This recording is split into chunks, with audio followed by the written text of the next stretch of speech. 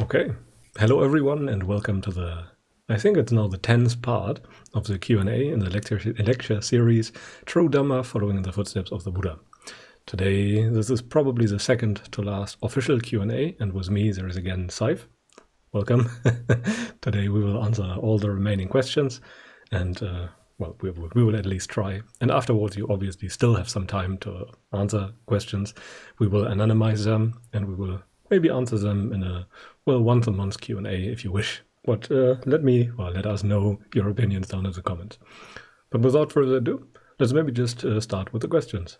And the first one is from George, and as it was a very long question, I shortened it a bit to come to the essence, so it's easier to follow for the reader. And George wants to know why I have listed so many meditation methods in chapter 9, because I've often pointed out the flaws in many methods. And he wants to know if I think that is a good idea to teach some of the more modern methods in a way that brings people maybe closer to the original style of teachings, or why we might do that. Or do you have an opinion, for example, Saif, if you want to start? Yeah, I mean, even the sutras of the Buddha did these types of things where he talk about the views and so on of other sects, and he talk about the 64 different types of wrong views and so on. Basically, because as you go about your noble search, you will come across a variety of different views, not only within Buddhism but also outside of Buddhism. And it's good to basically know what makes right is right and what makes wrong is wrong, which basically also means you're going to have to know what makes a wrong view either within the specific Buddhism interpretations or also in other outside philosophies.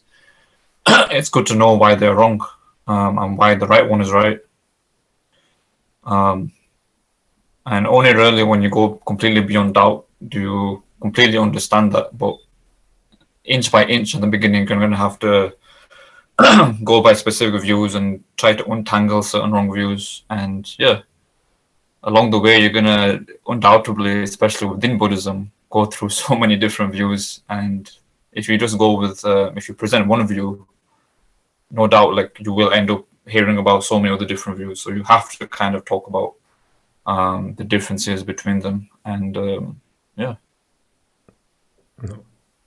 I also find it quite important to know why exactly they are wrong. It's okay to start with a position to just put your faith in the sutras, for example, but at some point it would be good to understand why and where certain techniques are flawed and why they cannot bring you towards liberation or to the full liberation of mind. There is some carryover just from following certain types of methods in the very beginning. I like to point that out. So in the beginning, it's just like with lifting weights. Everything seems to work to some extent because everything is more than nothing. So when you put some restraint or introduce some restraint and some discipline into your life, there will be benefits, no doubt about that. And you can get those very mundane kinds of benefits from quite a lot of different practices. But they will never bring you past a certain point. And that's very important. And you must isolate that very point where methods of that kind, at least, will no longer work. So I like to use those teaching aids for very beginners, because otherwise the task of learning to meditate, learning the Dhamma, seems very insurmountable to many people. So that's the idea behind that. But I always sprinkle in the warning where those methods are flawed and that you should not put your faith 100% in them and just practice them blindly. So you must always understand. As long as you know about the limitations, it is fine. But if you ignore those, then you might have a problem. Anything you want to add?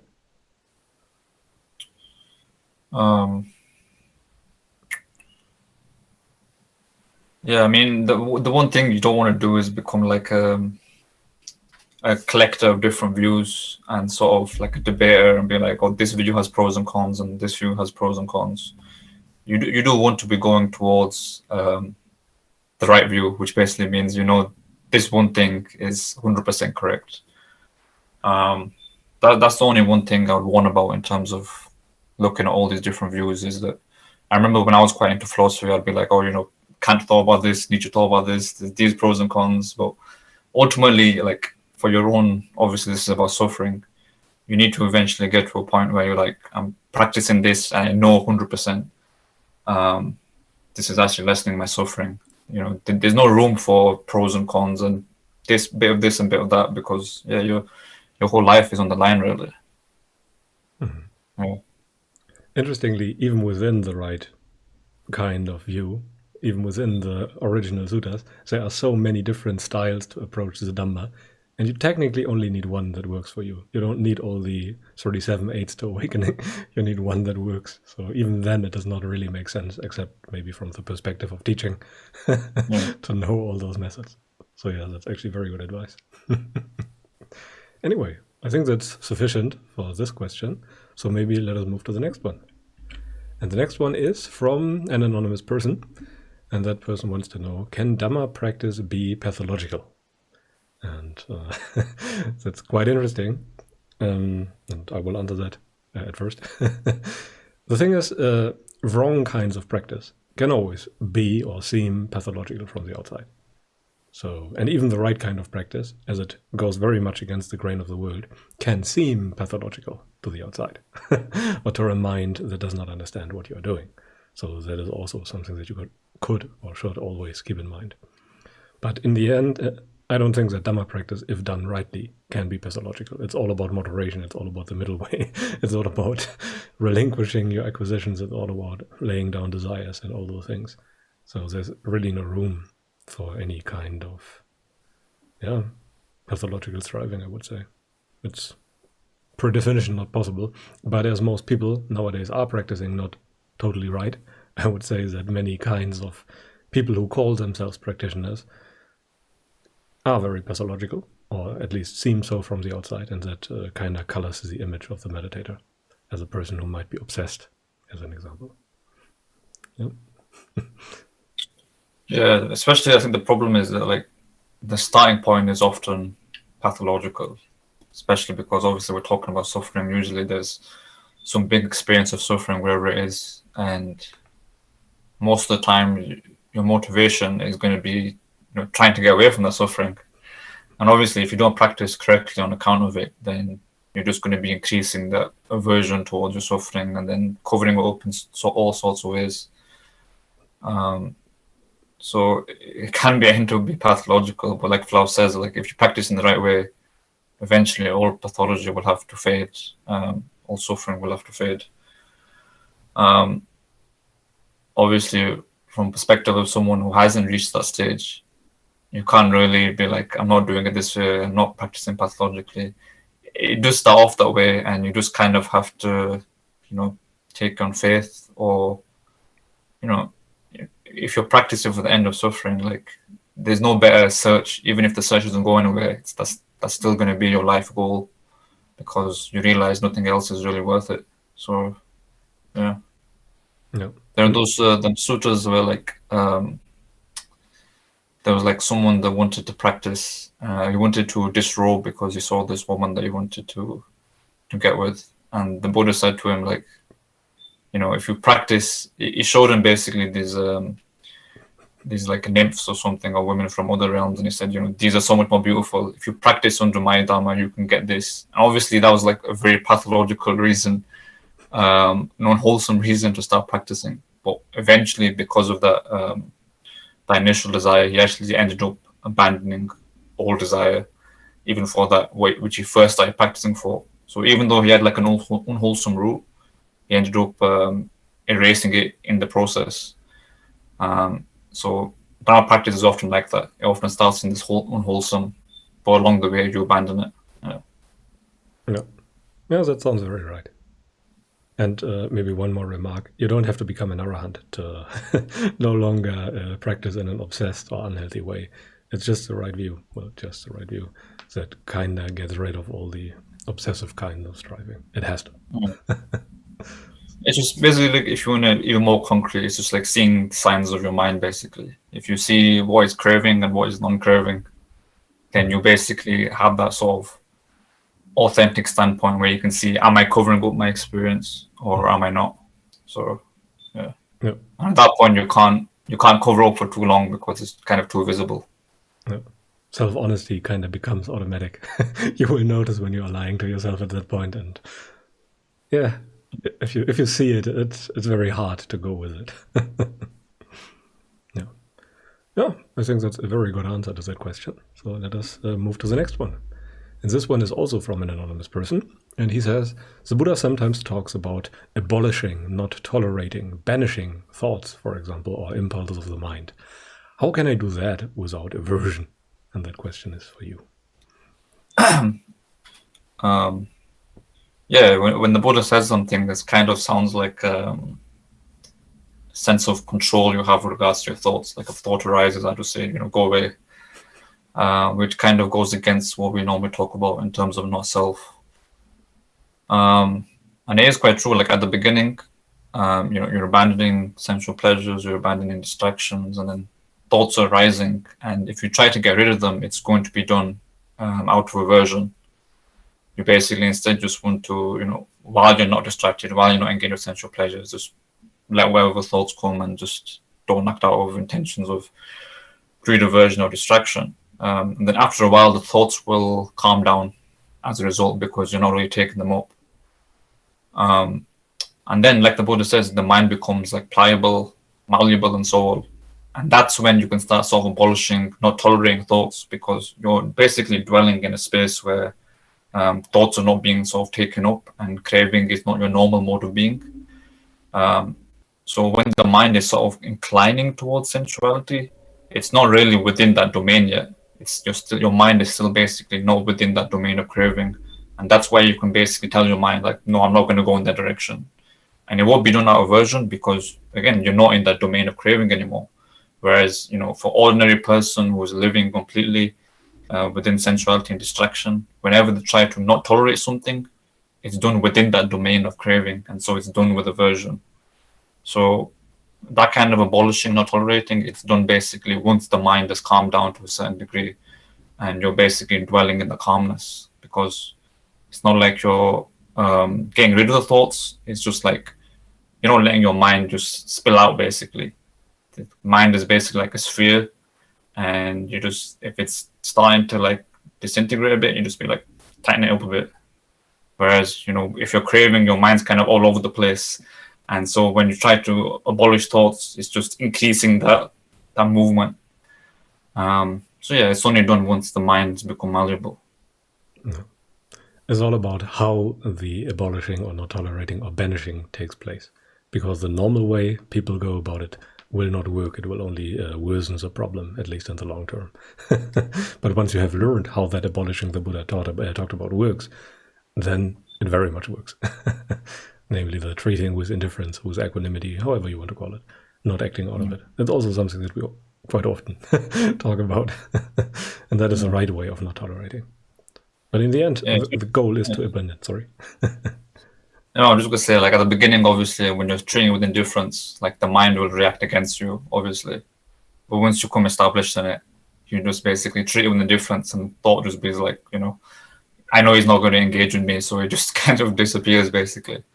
Yeah, go ahead. Well, that's exactly how it is.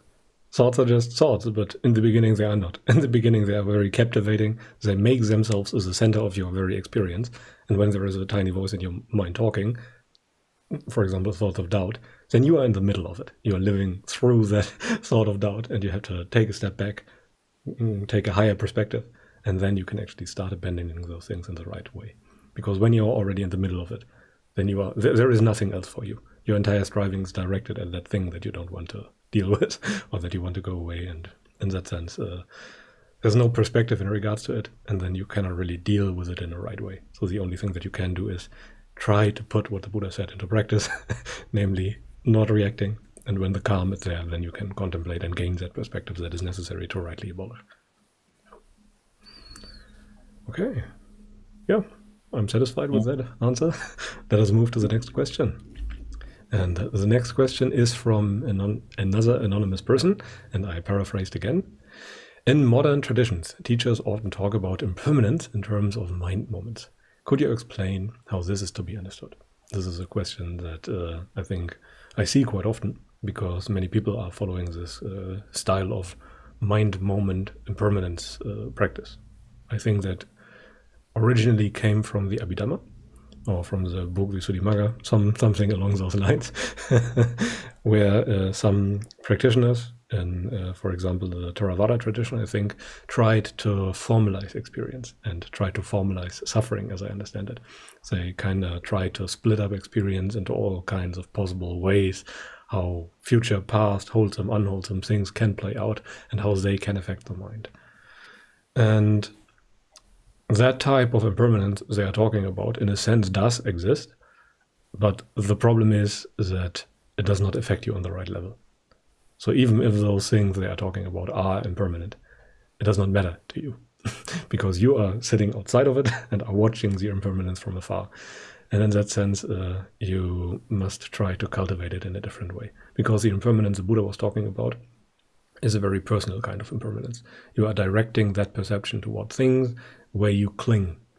You are kind of directing it towards the very basis, the sankhara of your entire experience. And this is how it should be applied. And those kinds of mind moments that people are often talking about kind of do not accomplish that goal, as I understand it. Or at least those people who are practicing that way that I talked with generally do not possess the wisdom that the Buddha talked about.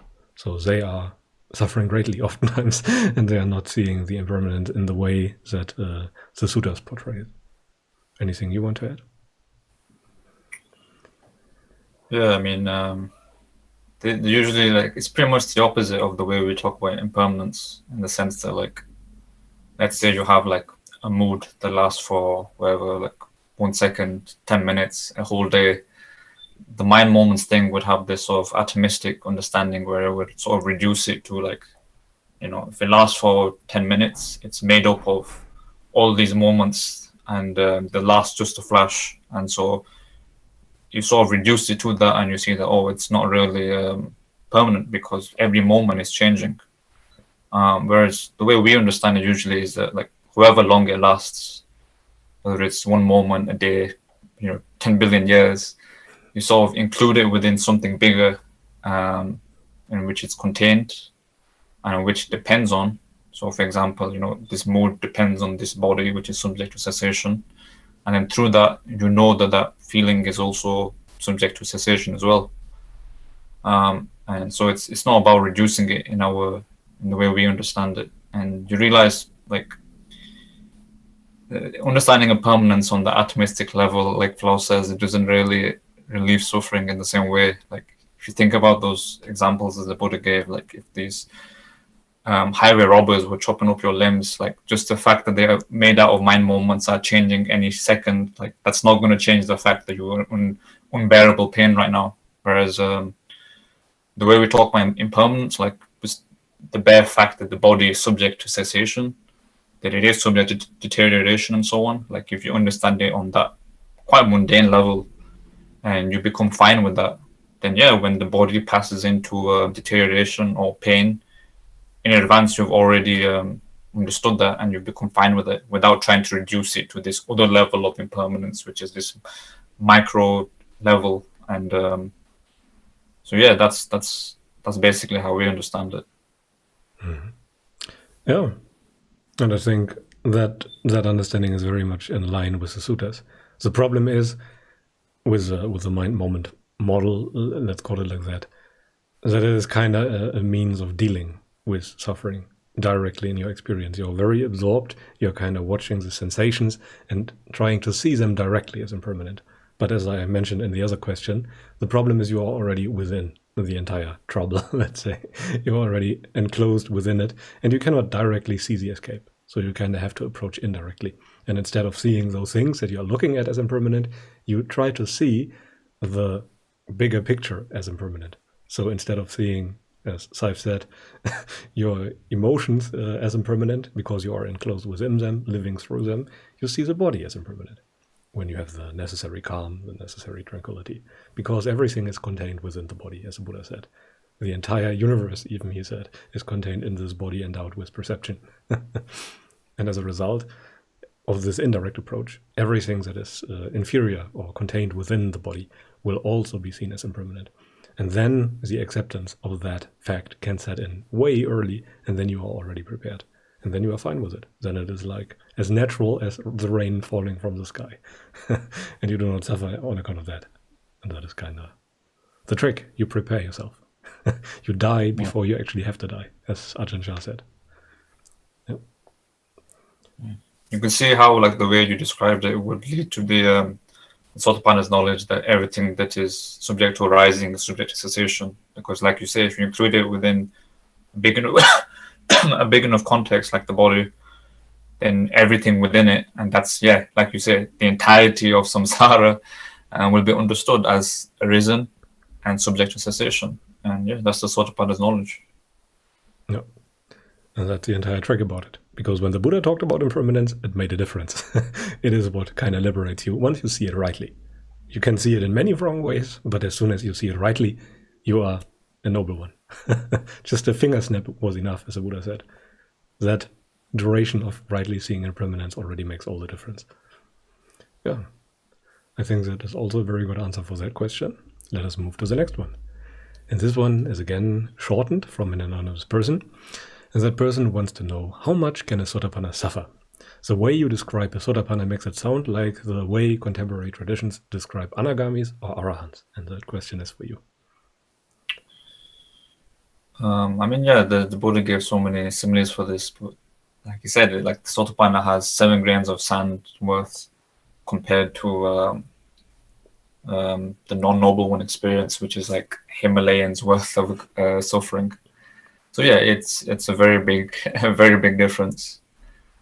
The reason why like the Sotapanna is like the lowest level, obviously, in the sutras is because, in the Buddha's time, there'd be all these Sotapannas that we're practicing towards further arahantship. So Sotapanna would seem like quite a lowly attainment, but obviously today it's like it's like a rarity in terms of people think that maybe it's not possible and so on. So in that sense, it's like a high level of attainment, even though like in the long run, obviously, there's much more to go in terms of going towards arahantship. But if we think about it in terms of like the Buddha's simile of the 2 arrows, in terms of like you have this feeling, and then which is disagreeable, and then you have the second arrow of craving in regards to the suffering, in regards to the feeling, and the Buddha says that second arrow is the real suffering. You could describe the Sotapanna as having basically taken out the arrow. All that's basically left is the leftover wound. So that's kind of the extent of the suffering. Basically, it's the root of the suffering is gone. It's just basically leftover habits of sensuality, and it will heal over time, and you can make it speed up. But just the bare fact that the arrow has actually been pulled out, you don't suffer from it anymore. It's just the wound needs to heal for a bit. That's the suffering gone. Even someone who has like attained all the jhanas but has not seen the Sotapanna's knowledge, that person still has the arrow inside of them. So you realize even if a Sotapanna has not attained jhana yet, that person has actually taken out the arrow. So it is a very great achievement. And I think we talked about it before as well, but like the fact that it is so great, it should really be seen as something that's like makes it so worthy, because it's something that is very possible. Even as a layperson, you can do it, and just doing that enough kind of abolishes the vast majority of your suffering, really. You see so many times in the sutras, like they become Sotapannas and they become kind of complacent. Like so many sutras, the Buddha like come to say, there's more to be done, just keep going, because it really is quite comfortable, just like the right view is arisen, the escape from any arisen suffering, and also like the wound is healing by itself without you doing anything. It's very easy to become complacent. So I think it is also good to explain that kind of remaining suffering using similes. And what I really like was, for example, Thero's prisoner simile. I'm not sure if it was from him or from someone else, but just imagine being in a prison and really being desperate and knowing no way out. You would be out of your mind with suffering. But as soon as you find the escape of the prison, then the majority of the suffering is already gone. That is a true problem, that you don't know the way out. The real problem is not that that the prison is some kind of confining you. The problem is that you don't know how to deal with it. And once you know how to deal with it, yeah, you just have to go out. But at some point, you're just thrown out from the point of view of a Sotapanna. So not even that is necessary. But yeah, it's very easy to become complacent. If you have the escape ready, you're not really confined anymore, basically. Yeah. It doesn't feel confining anymore. That's the gist of it, yeah. You're no longer within suffering, there's just some remainders standing in the world. And the suffering is kind of proportional to the amount of sensual engagement you're in. But even that is little. I would say that the person, the drunkard from the suttas, for example, experienced a lot more suffering than any, fringe suffering than any other Sotapanna who was living a very restrained, very virtuous lifestyle. But even then, the difference is not as big, or it's still a whole abyss between the Puthujjana, between the unenlightened experience and the experience of that person. Anything to add? No, I think, let's move on. Okay, let's move to the next question. Okay, this one is from Tadas Janusonis in the context of virtue and morality. And he wants to know, how about killing a wounded animal to end the pain of such an animal? And he asked that in a series of questions about virtue and tried to find out if there are any flaws in the virtue that the Buddha laid out. And I have answered this before, but the problem with a dying or wounded animal is usually not so much that the animal is dying or that it is suffering. The problem is that you cannot watch that suffering. You cannot stand it. You are averse to the suffering of the other being, and then you want to make an end to that living being so that you no longer suffer. In the end, I mean, just imagine you breaking your leg and it's hurting a lot, but you don't want to die in that moment. And in the same way, any other living being doesn't really want to die. They're very much clinging to life, and there's no real reason to put an end to the suffering of that creature. It's your craving, usually, that makes you want to put an end to it, because you can't stand the emotional pain that seeing that dying creature causes you. And that is, in my opinion, most of the time at the root of the entire problem. Yeah, I mean, even going beyond the sort of particularities of this question, the sort of framework of all these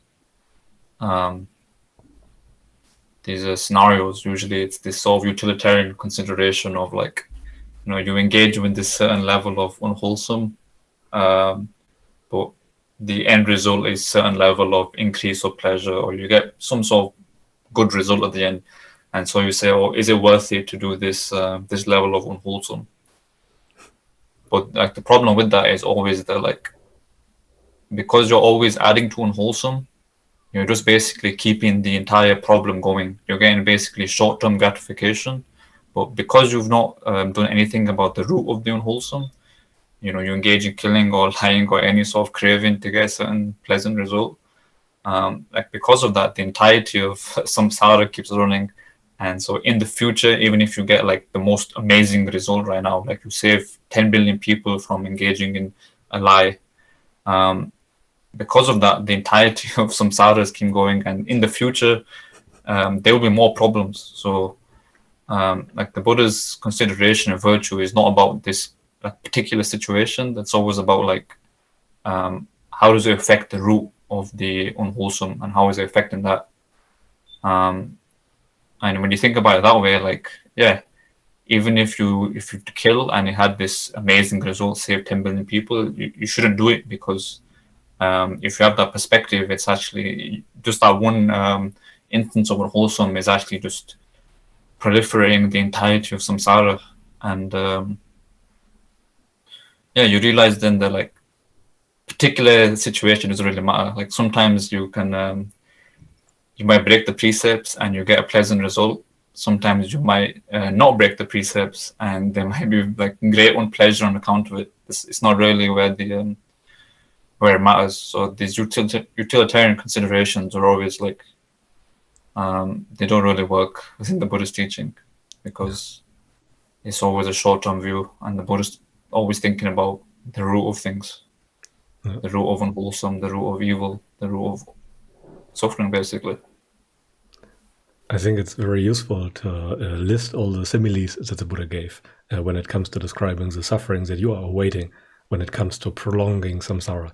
He compared it with mountains of skulls the size of the Himalaya, oceans that are just filled with your tears that you have wept because you have lost loved ones in the past, and that is just for one eon of time.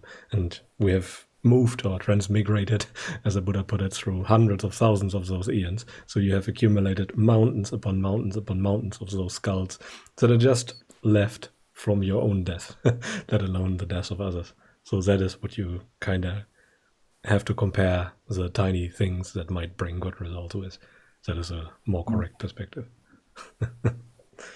And even within this life, like you get, like it's the same with sensuality, like you get the short-term gratification of it, but then later on you will have to, you are accumulating this debt. So you just have to think about it from a larger perspective. And then when you do, it doesn't matter how much pleasure you get from this sensuality, you realize that you are adding to the root of your suffering. And so it's kind of like, I don't really want to add to this, and it's seen in the right perspective. And yeah, you have to pay it back always with interest. Yes, and that's not a good deal. But you just have to broaden perspective basically. Mm-hmm. And these utilitarian considerations are always short-term perspective. You get short-term gratification, but it always takes you always add to the unwholesome. That's always a problem. Yeah. Okay, the next question is again from Tadas Janusonis, and it's very related to the previous one. And this time he wants to know, how about defending your family, home, and yourself from an army that kills or rapes civilians? And how about supporting them with weapons to push the aggressor away? Well, in essence, it is just an extension of the very same principle that we have discussed in the prior question. It does not matter. It does not matter in the slightest in which way you formulate the very same type of question. It is always contained within the same principle. And that same principle does not apply. It's always the problem continues to move on. And when you think about it, if you plant the seed for future suffering, you can just treat it as it will ripen immediately. If you prolong any kind or create any kind of future suffering, just treat it as if it would be in the very same moment that you would experience it. That's maybe a good way of putting it. It's all impermanent. It's not worth it. That's kind of the gist of it. Anything you want to add to it? Yeah, I mean, in this one, it's even more like visible because, like in the last one, it's you said it's only because of your aversion to the pain of the animal suffering, and this one is obviously even more visible. It's only because you have these attachments to family and home and all these things that you would want to engage in these unwholesome acts. So, obviously, if you keep these attachments, then these are the kind of actions you will end up doing, and then because of that you will incur the karma and the suffering. So it just depends on whether you want to practice for the abandoning of those attachments, so you don't have to do these things or not, because if you keep yourself in that environment then and that mental attachment to everything around you, then these are the only options you will have. No. The joys of the household life also brings the pain of the household life. It's always bound up with each other. So you cannot just take the good parts and leave out the bad ones. They always come as a package. Yeah, okay. But anyway, I think let us move to the next question. And the next one is from an anonymous person, and that person wants to know, can you regret awakening? And this one is for Saif. No, it's impossible. I mean, firstly, because obviously regret is suffering, isn't it? And you can't suffer with awakening. Maybe the like phenomenon of regret appears, but because you've seen Sotapannas knowledge of everything that arises subject to cessation, that will also be seen in the right perspective. It will be seen as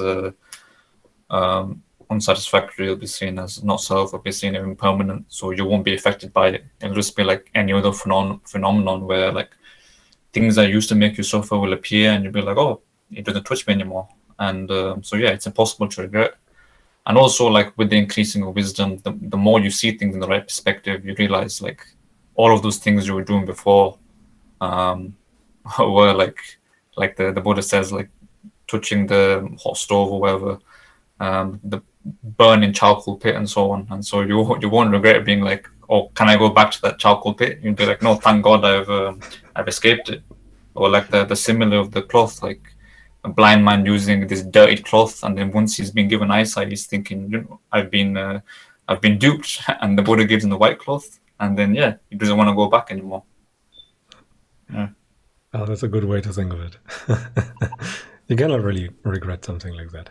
That's simply not possible. And all those kinds of practices out there that claim that you can regret awakening or something like that, it's a very good indicator that whatever they are practicing is very likely not what the Buddha laid out. Or if they try to practice it, then they are still doing it wrong in some area.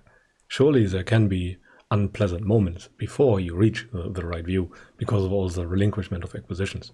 But in the end, once you have reached that point of confirmation, then there's just that much greater perspective, and everything else is kind of inferior or insignificant compared to that. So now you can never, I would say, be so much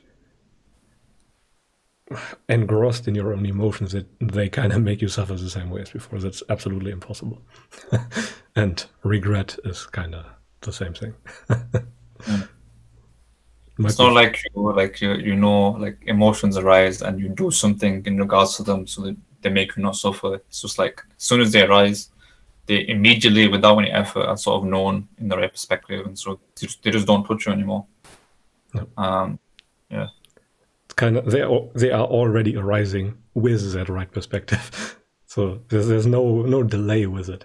That's maybe also very important, because people are very used to just treating things. Something bad comes along and then you have to do this or that to make it go away.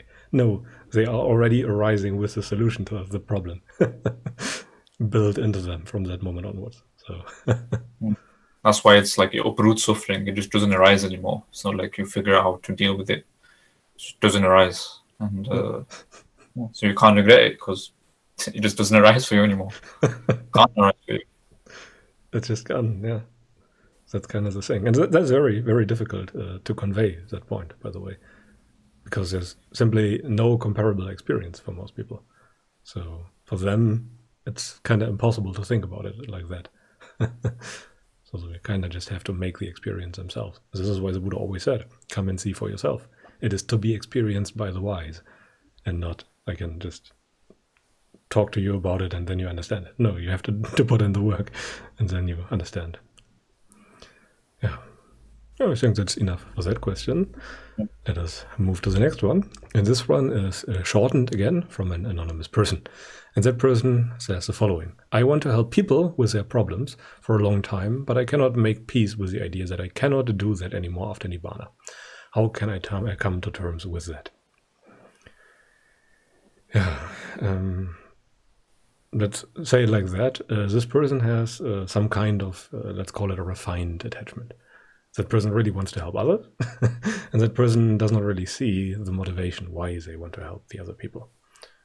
In the broadest sense, or in the very common sense, it's very natural and a very good thing to help others. And it is, even in Dhamma practice, very useful to give to charity, for example, to give away, because it follows the right principle. So it makes you more likely to understand the Dhamma on account of it, because you have to, for example, give something away that you regard as yours, some money that you have worked for, something like that.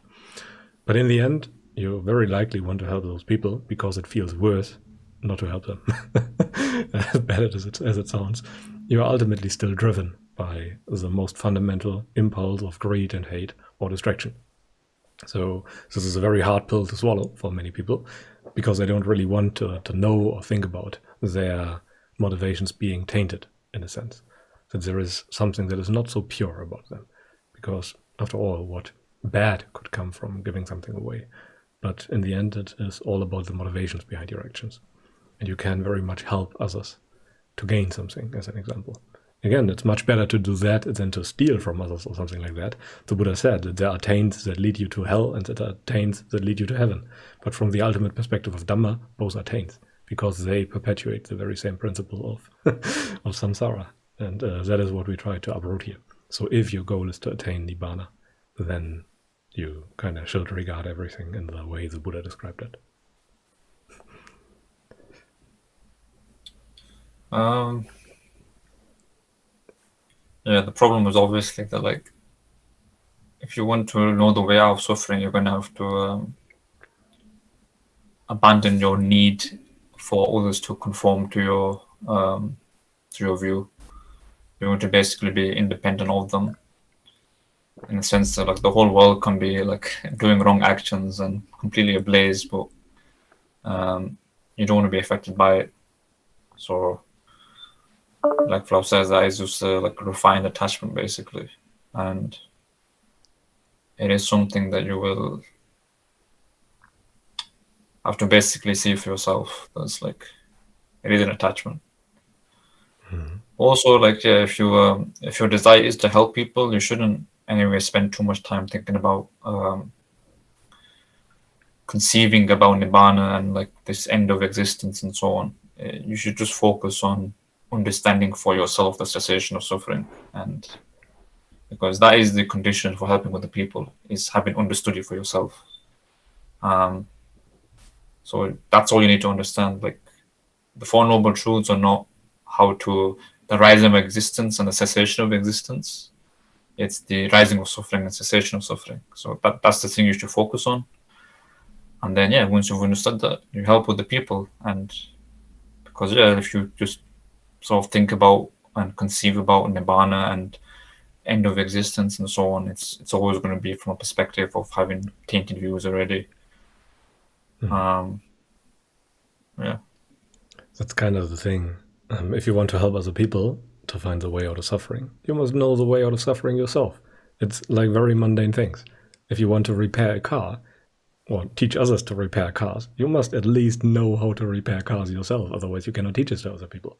And the Buddha even said this very same thing in, I think, Majjhima Nikaya number 8, where he said, someone who is himself thinking in the mud that he could pull out another, that is impossible. Someone who is still thinking and suffering cannot pull out another person. But he who is not thinking in the mud, that he can pull out another person, that is possible. It's not a necessary thing, but he could teach another person the way out of suffering. And that's a very good way to look at it. If you really want to make a difference, well, then you have to kind of escape this world and then just do as much as possible that is still good within. At least that also way. like helping others is not necessarily about like you helping them. What helps them is the Dhamma, basically. Like, the Buddha is not alive anymore, but like his dispensation is still like reverberating through time and so on. So that's the way you continue this the dispensation, basically. It's not by staying alive forever and being able to teach forever. It's just by attaining what the teaching has set out, by like becoming a noble disciple. You are, just by doing that, even if you don't teach anyone afterwards, that enough is sort of actually continuing it. Because like the Buddha says, even the sight of someone who has attained to the path, even that is helpful. And so, yeah, that you should think about that. It's not about just me helping other people. It's about continuing the Dhamma. Whoever sees the Dhamma sees the Buddha. Whoever sees the Buddha sees the Dhamma. And yeah, that's pretty much it. Yeah, you kind of turn the wheel, as the Buddha would have phrased it, or continue to turn it. And it's not really helpful. This kind of brings me back mentally to all the Mahayana Bodhisattva style of thinking, which is very related to that kind of question. And in the end, it always has a very same core problem. To remain a Bodhisattva, you cannot have understood the Dhamma, and if you have not understood the Dhamma, you cannot really help others, at least in the ultimate sense. So that's kind of the problem. As soon as you've seen it, even for the time of a finger snip, it's irreversible, and you will end up at liberation. And when you don't have seen that, then you cannot teach other people the way out. Then you have not understood how to repair the car of samsara or whatever. Yeah. That's just the nature of things. Is that they're impermanent. You can't really change that. There's no ultimate control over things. You can just help people the way experience presents itself. If there are people in your experience that can be helped, then do it, but do it on the basis of the right view. Then you can actually make a difference. Otherwise, you have no guarantees that what you do actually leads to good and wholesome results. And even with the right view, you have no guarantee that people will improve based on what you say. Even people who are listening to the Buddha were sometimes doing the opposite of what the Buddha said. And in the end, they did not get any good results. Sadly. But yeah. And even at the time of the Buddha, people usually did not know that he was a Buddha, the enlightened, self-enlightened or self-awakened being. For them, he was just a normal person. He was just one among many teachers, usually. So you have no way to know if he's a real deal other than actually understanding what he has been teaching. Yeah. I think that's enough for that question. Yeah. Let's move to the next one. And this one is from another anonymous person, and that person wants to know, will everyone reach Nibbana? And I think it's for you. Yeah, I mean, it's similar to the last question. Like, no, everyone will reach Nibbana. Samsara will continue to exist. And the Buddha even said that, like, he's not concerned with how many people reach Nibbana. He's just all he's concerned with is ascertaining and keeping solid, basically, the way out. If anyone wants to follow it, then it's there for them. So yeah, that should be the same attitude. Same in the same regards to the last question. You just want to understand the way out, and then teach it to as many people as possible, and not really concern yourself with how much people, because a lot of the time, even like, say you want to like save 10 billion people or something, it's always thought about in that short-term context. Like maybe, for 100 years, like only 5 people will reach Nibbana.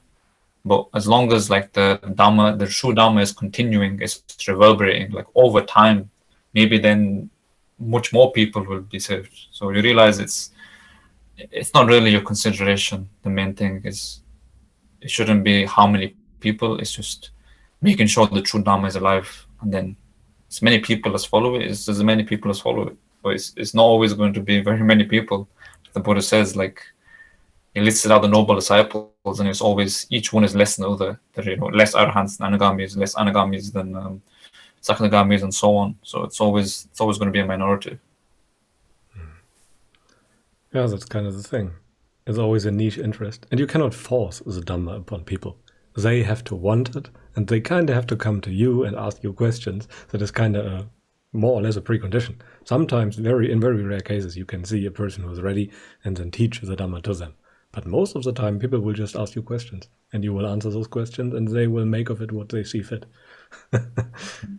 Yes. Even the Buddha himself could not make someone follow the path. He could just teach them, and then they would have to go in that direction. But sometimes he'll say, go this way, and they'll just go the complete other way, because he can't do it. They have to follow the path, not the Buddha.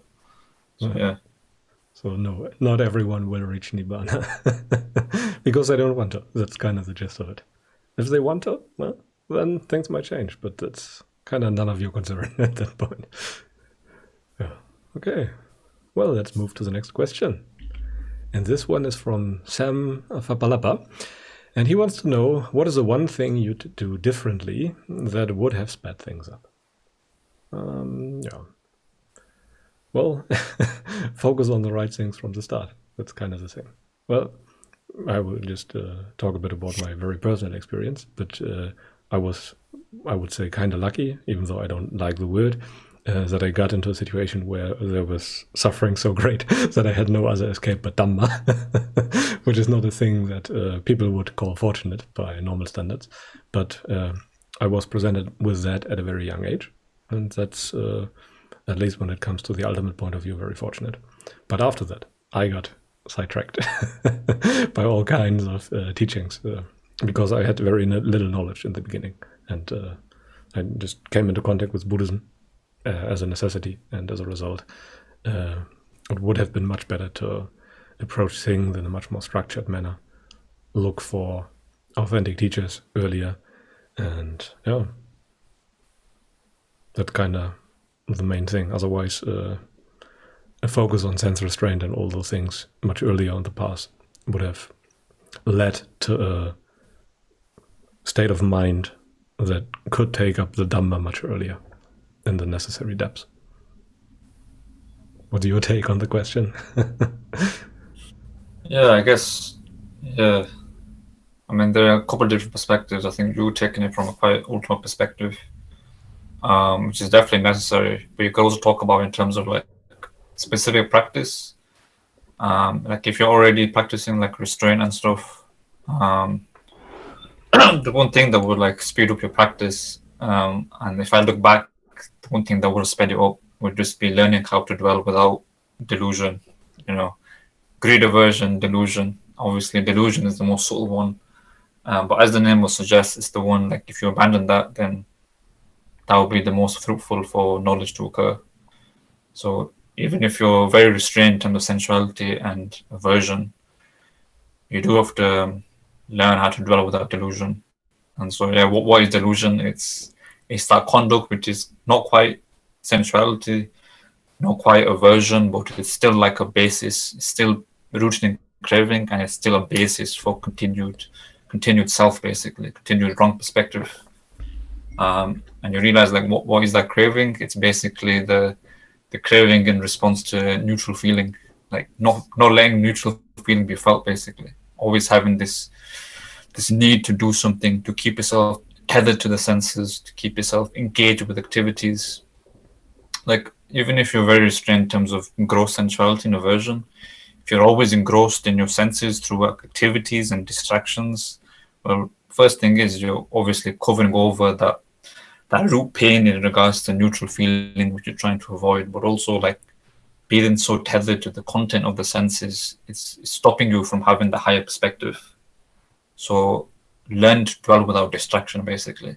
If you learn to just as much as possible, just don't engage in activities and let the boredom be felt and work through it, and just abide like that as much as possible. Because like when the Buddha talked about those things that would slow down the progress of a noble disciple, he didn't say like extreme sensuality. He said things like too much work, too much talk, too much sleep. Those are the kinds of things. It's distraction, basically. They just keep you from having that higher perspective, keep you too tethered to the senses. So for someone who is already practicing and is wants to take it further, I would say learning to dwell without delusion, learning what that means in your experience. That will really take you to the next level. Mm-hmm. It's maybe good to point out that the Buddha always said that we want to overcome craving, and craving has three sides, namely lust, hatred, and the urge to distract yourself. Those are three responses to the three types of feelings, namely lust to the good feeling, hatred to the bad feeling, and distraction to the neutral feeling, to the neither good nor bad feeling. And making that connection is kind of important. It's easy to overlook that. And the Buddha says that the urge to distraction or delusion, it's the longest to fade and the hardest to see as well. It's the most subtle. It has the most obtuse meaning, I suppose. Feeding aversion is kind of an intuitive grasp of that, but delusion is much more elusive. But once you understand it on the practical level as just distraction, then it becomes available for you to practice, and you can lessen delusion in real time just through your conduct without even like doing further contemplation, just by abiding without distraction. That is like factual lessening of delusion, less obstruction of the real nature of things. In that context, it's maybe important to point out that it is again just a stopping of a certain kind. You stop doing the delusion things, you stop doing the lust things and the hatred things. It's just another way of stopping to do what is harmful, and then the progress is pretty much ensured. Yeah, very nice. Let's move to the next question. And this one is again from Sam Fapalapa. And he wants to know where you're living a normal household life during the transition. Were there any formal retreats? Were there lapses in Sila along the way? I think this one is first for you and then for me.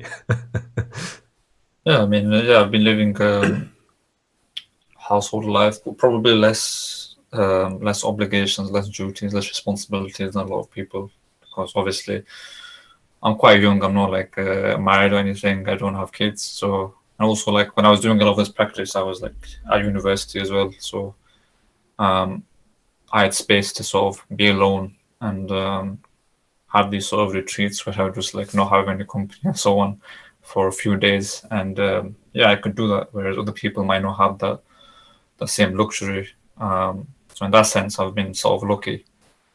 But yeah, and also lapses along the way, like certainly, lapses are always going to happen, and I mean they still happen every now and then. But the main thing is obviously the overall direction. Like, are you increasing in your restraint overall?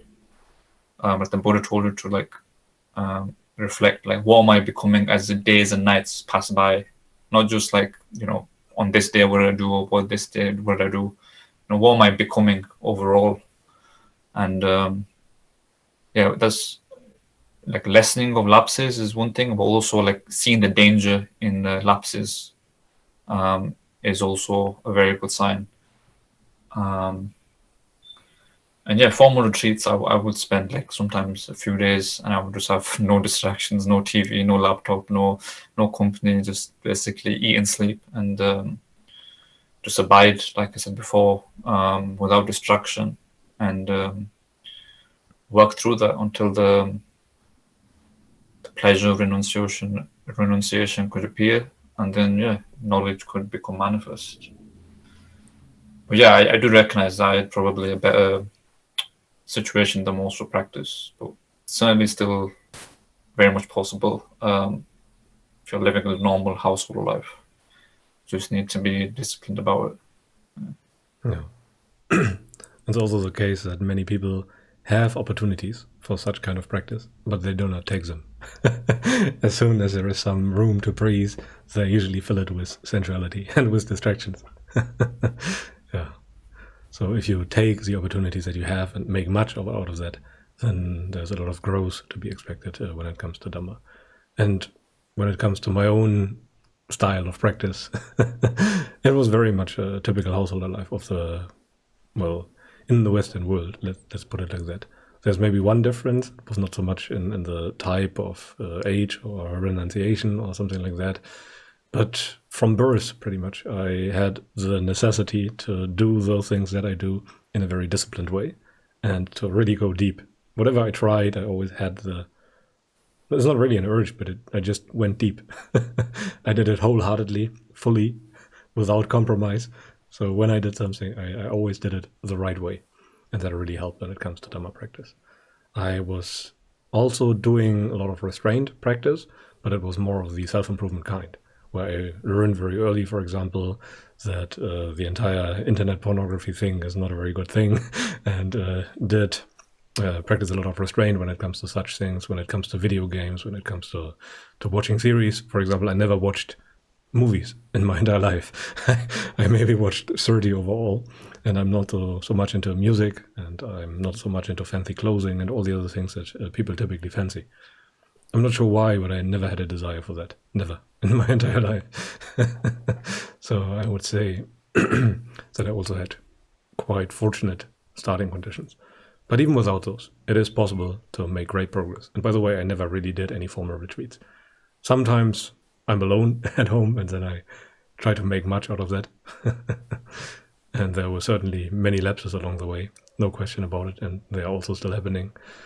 And yeah, I think it's quite normal, and it should be encouraging, or should be viewed as encouraging, that you don't have to be so perfect in your conduct and can still make progress. That is probably very encouraging for many people. So see that as encouragement. Especially if you have good instructions. I remember, like, even when I was not practicing, like spending so much time alone, I remember at first I would just like follow the 5 precepts, and then I remember like when I do my like half an hour walk to university, that would be my time of like being very aware of my intentions and where the sort of suffering is located. I remember just doing that sort of half an hour walk there and back. I made so many insights during just doing that without even like the further increased practice of seclusion. So you just do basically whatever you can, and like Flav said before, also like a lot of the times you do have opportunities, but you just fill it up with distractions. So you also have to have the authenticity to say, I could be doing more, but I'm just filling up with distraction, and you can't use that as an excuse to say like I don't have any time, I won't practice, because even if it's like half an hour, whether it's 10 minutes or half an hour, even that's like a very valuable time. Yeah, and most of the time you could sleep half an hour less. You don't have to watch the series for 2 hours in the evening to relax. All that is necessary to relax is not work. And it's not necessary to distract yourself in that manner. Even though you have conditioned yourself to relax like that. But that can be undone, and that kind of has to be undone. And suddenly there's a lot of free time that you can use for whatever you wish.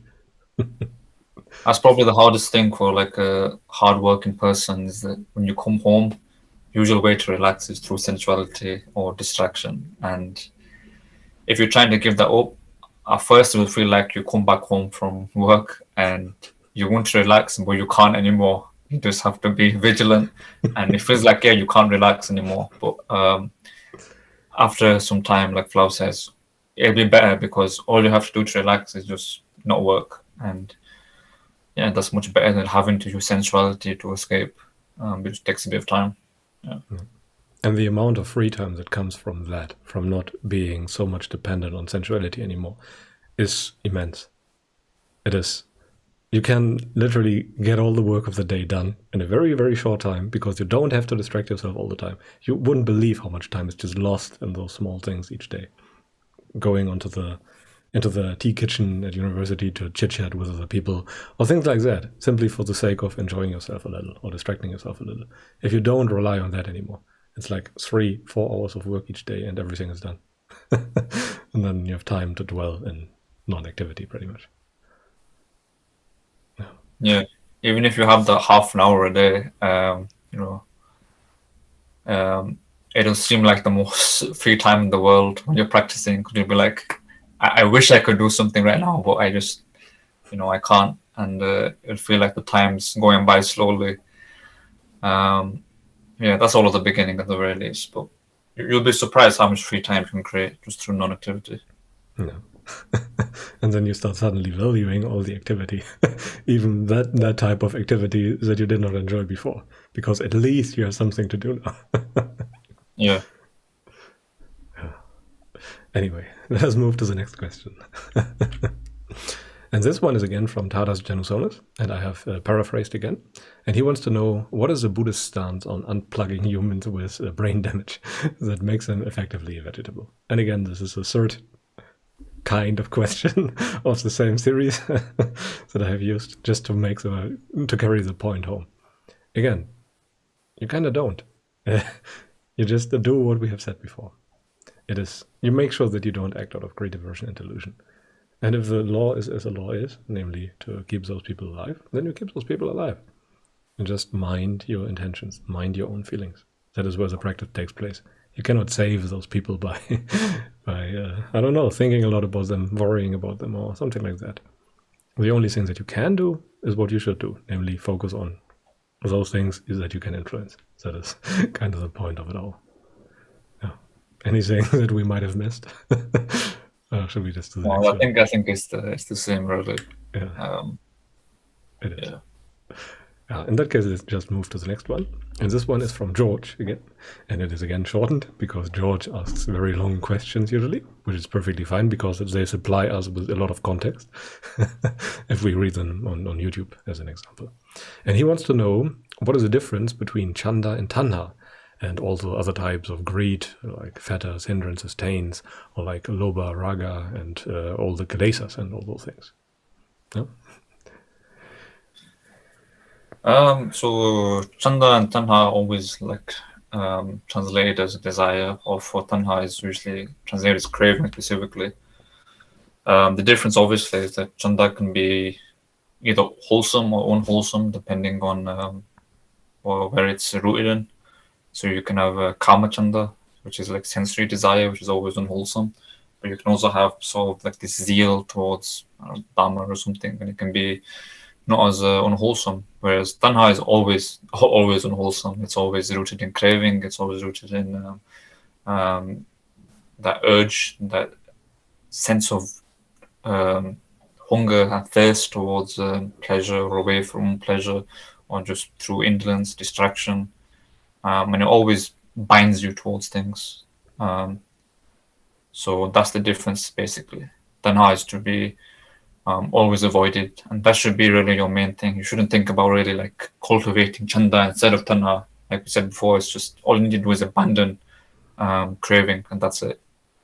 In terms of the difference between the fetter and the hindrance of greed, the difference is just that the hindrance is something that can be temporarily left or permanently left. So, for example, if you practice restraint, you practice correct conduct, practice seeing the danger of sensual pleasures, you can temporarily leave the domain of greed, dwell in jhana, but you haven't gotten rid of the fetter of greed, because even if you're free right now, maybe in the future, maybe in like 2 days, a week, 2 weeks, a month, maybe the restlessness sets in, or just start becoming lazy, and then the hindrance starts to come back because you're not being watchful anymore. So you're temporarily liberated, but it can come back, the hindrance. Whereas with the fetter always is about the root of greed.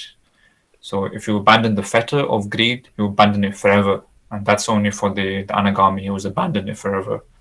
But even at the sakadagami, there's someone who has greatly diminished the fetter of greed, as in it just cannot appear to the same degree because the root of it has been destroyed. Whereas someone can be temporarily free from the hindrances, but they can come back in full force in the future if you're heedless, basically. Someone who has, on the other hand, become a sakadagami, it's just that root of the greed cannot appear in the same way. It just the root's been with it to a certain degree. And then once the fetter has been abolished, then the hindrance is gone forever as well. Like the arahant is described as the destroyer of hindrances, because he's abandoned all the fetters, also abandoned all the hindrances. And then you could think of the taints in the same way as the fetter, basically. Yeah.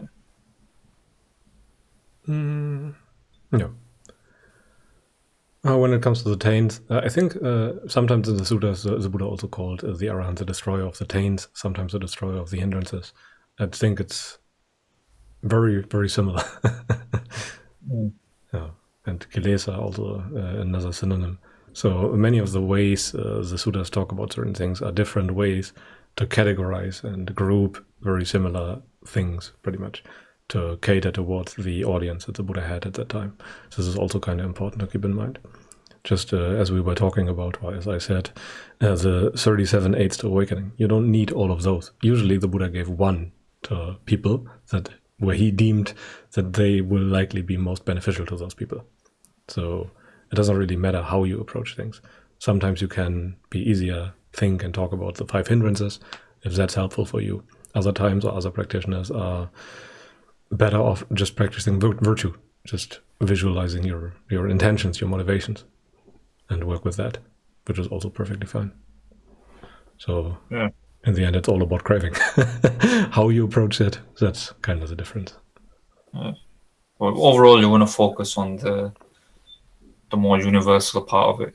Like, you don't really need to think about the different types of greed. You don't need to think about greed, lust, lobha, and so on. You don't need to think about these particular forms of greed, because all you need to be aware of is the fact that this desire towards the pleasure is there, and that's basically all you need. There are different types of desire towards the pleasure, but ultimately that doesn't matter, because they're all equally taints. And it's easier to just focus on this more universal aspect of it.